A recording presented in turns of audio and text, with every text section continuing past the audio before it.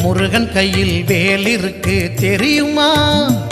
அது முன்வினையை அகற்றிவிடும் புரியுமா? முருகன் கையில் வேல் இருக்கு தெரியுமா? அது முன்வினையை அகற்றிவிடும் புரியுமா?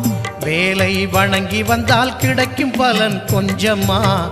தாளை பணிந்து விட்டால் விதியும் நம்மை மிஞ்சுமா? வேலை வணங்கி வந்தால் கிடைக்கும் பலன் கொஞ்சமா?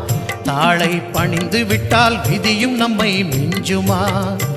அந்த முருகன் கையில் வேல் இருக்கு தெரியுமா? அது முன்வினையை அகற்றிவிடும் புரியுமா?